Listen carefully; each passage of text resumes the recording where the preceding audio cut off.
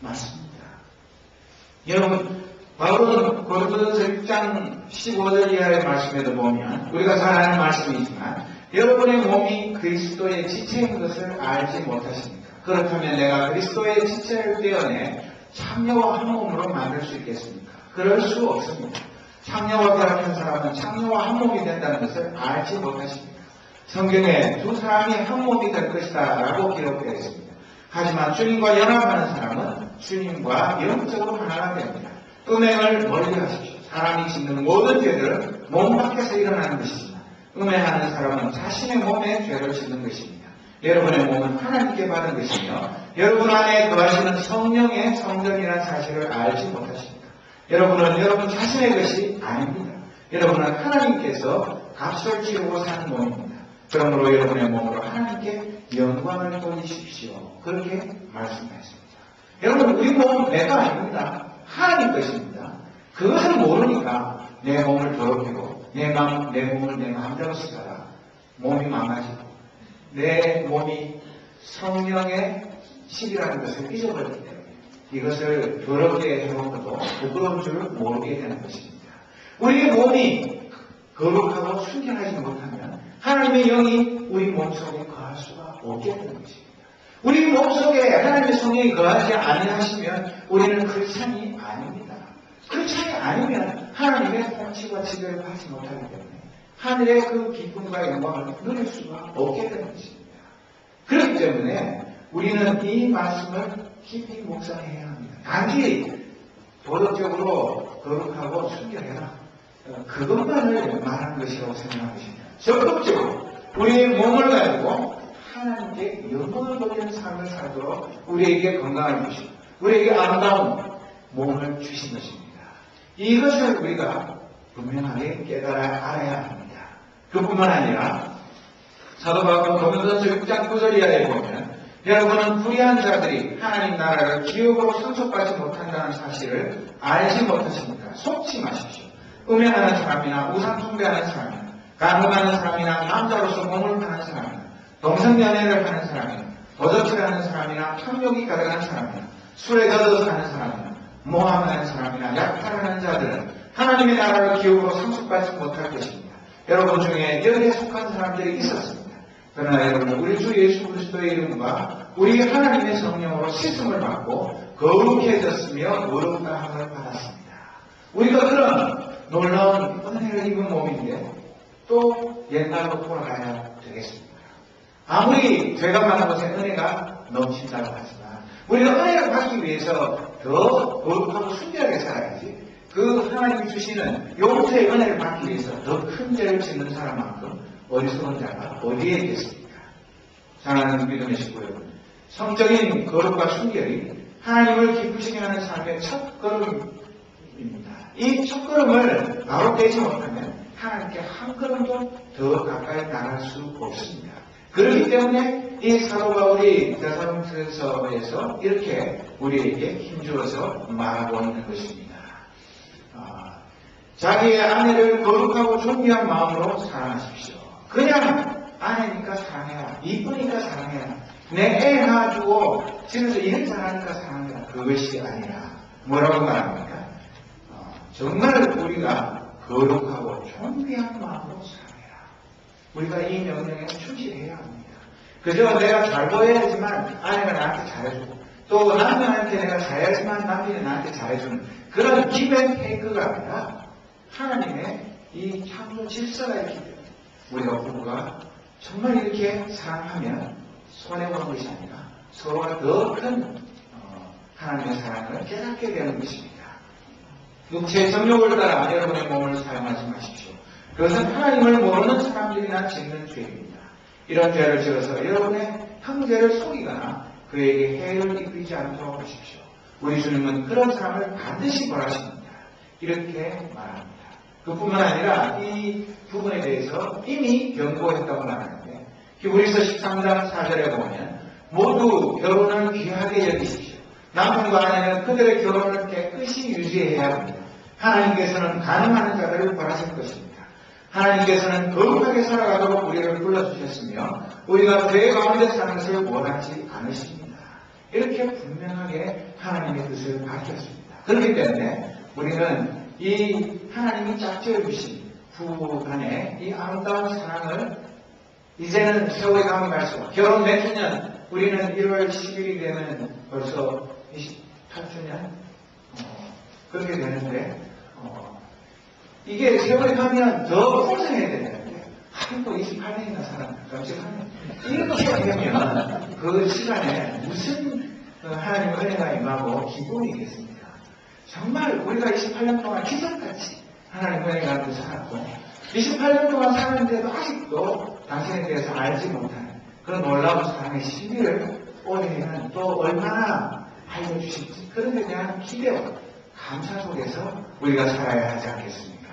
정말 우리의 삶이 하나님의 뜻대로 살기만 하면 우리는 이 세상이 줄 수 없는 놀라운 행복을 누리며 살게 되는 것입니다. 히브리서 10장 14절에도 보면 모든 사람들과 사이좋게 지내며 거룩하게 사십시오. 만일 삶이 거룩하지 못하다면 결코 주님을 만나지 못할 것입니다. 성적인 죄를 범하지 말며 에서처럼 하나님을 생각하지 않는 사람이 없도록 하십시오. 그렇게 말하고 있습니다. 여러분 그렇지 않고 우리 교회 식구들은 정말로 신실하게 잘 살기 때문에 제가 안심하고 드리는 말씀이지만 가족들과 떨어져서 혼자 사는 우리 식구들 특별히 자기 자신을 거룩하고 순결하게 잘 관리하도록 늘 깨어 있어야 하는 것입니다. 베드로 사도도 뭐라고 말하고 있습니까? 베드로전서 1장 13절부터 보면 그러므로 여러분은 마음을 가다듬고 자신을 잘 지키십시오. 예수 그리스도께서 다시 오실 그날에 여러분이 받게 될 은혜의 선물에 모든 소망을 두시기 바랍니다. 전에는 몰라서 하고 싶은 대로 악한 일을 저질렀지만 이제는 하나님께 순종하는 자로서 예전처럼 살아서는 안 되는 것입니다. 왜냐하면 여러분을 불러주신 하나님의 사랑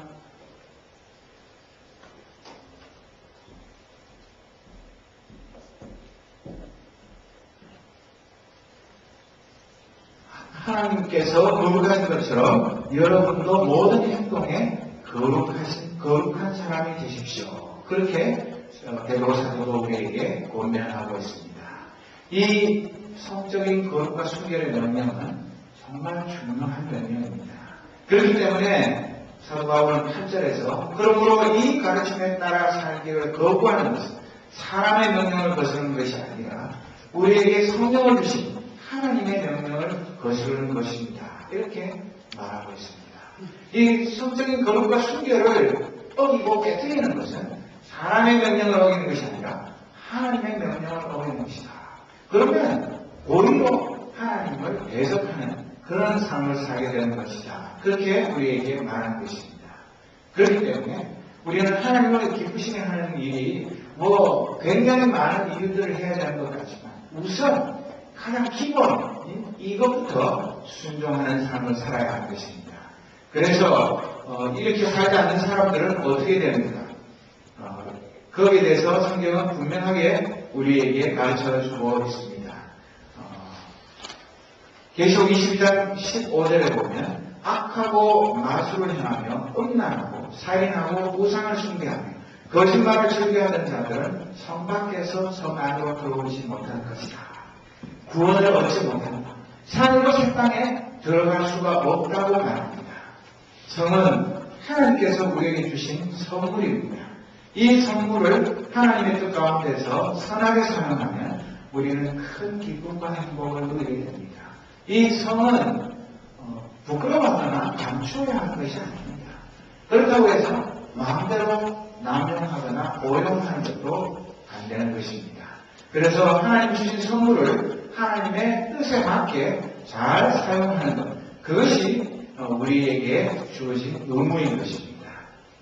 수많은 사람들, 특별히 믿음의 사람들이 성범죄 때문에 얼마나 실족하고 넘어지는 일이 많습니다. 우리가 잘 아는 다윗도 하나님의 마음에 꼭 맞는 사람이라고 칭찬받았지만 그가 한순간 방심해서 바세바와 간음한 일 때문에 일평생 치를 수 없는 불명예와 엄청난 죄의 대가를 치렀습니다. 그가 용서를 받았지만 그 일이 없었다면 얼마나 더 훌륭한 하나님의 종이 되었을까. 그것을 생각하면 얼마나 안타까운 일입니까? 바울은 다윗만 그런 것이 아닙니다. 오늘 우리 시대는 하루와 다르게 성적인 죄악들이 차고 넘치는 시대에 살고 있습니다. 성범죄 때문에 자녀들이 무서워서 학교도 제대로 못 보내고 혼자 집에 오는 거, 혼자 집에 있는 거, 그거 불안해가지고 사람들이 전전긍긍하고 있는 그런 시대에 우리가 살고 있습니다.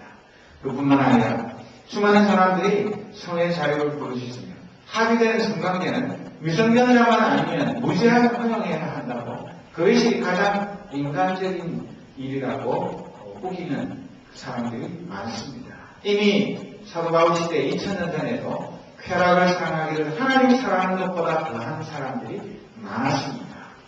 그뿐만 아니라 교회 안에도 또 한해를 비롯한 성적 타락의 물결이 이미 너무나 많이 들어와서 이 교회의 성적인 순결을 찾아보기가 쉽지 않은 시대에 살고 있습니다.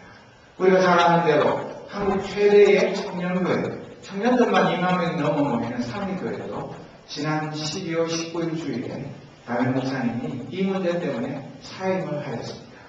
아무도 장담 못하는 일입니다. 그렇기 때문에 여러분들이 이 목사를 위해서 기도하실 때 이런 문제를 위해서 기도해 주셔야 돼요. 우리 스스로 서로를 위해서 이 성적인 거룩과 순결을 위해서 중보 기도를 쉬지 않아야 합니다. 내 의지와 결단만으로 이것을 지킬 수가 없는 것입니다. 바울은 고린도후서 10장 2절 이하에 보면 나는 하나님께서 질투하시는 것과 똑같이 여러분에게 대해 질투하고 있습니다. 나는 여러분을 순결한 처녀로 한 분이신 남편 그리스도께 바치려고 정혼을 시켰습니다. 그러나 하와가 뱀의 간교한 속임수에 넘어가 곁길로 간 것처럼 여러분의 마음도 그리스도를 향한 진실하고 순결한 데서 벗어나 더럽혀지지는 않을까 염려됩니다. 그렇게 썼습니다. 우리가 진짜 신랑 대신 어린 양의 그 혼인잔치에 참여하기 위해서 우리가 신부 수업을 하고 신부로서 단장을 하는 삶을 살고 있는데 우리가 그 신분을 잊어버리고 우리의 몸을 더럽히고 영적으로 가늠하고 육적으로 성적인 범죄를 하고 어떻게 어린 양 대신 주님을 기쁨으로 맞이할 수가 있겠습니까? 임마누엘 신부 여러분, 우리는 이 시대를 본받지 말아야 합니다. 마음을 새롭게 해서 변화를 받아야 합니다. 그래야만 하나님의 아버지의 선하시고 기뻐하시고 온전하신 뜻이 무엇인지를 분별할 수 있게 됩니다. 그래야만 하나님께 거리낌 없이 나아갈 수 있습니다. 마음이 깨끗해야 몸이 깨끗합니다. 몸과 마음이 깨끗해야 하나님을 볼 수 있습니다. 그래야지만 하나님과 깊은 영적인 사귐을 가지게 됩니다. 하나님이 기뻐하시는 삶이 무엇인지를 우리가 알게 되고 그 삶을 살아가게 되는 것입니다.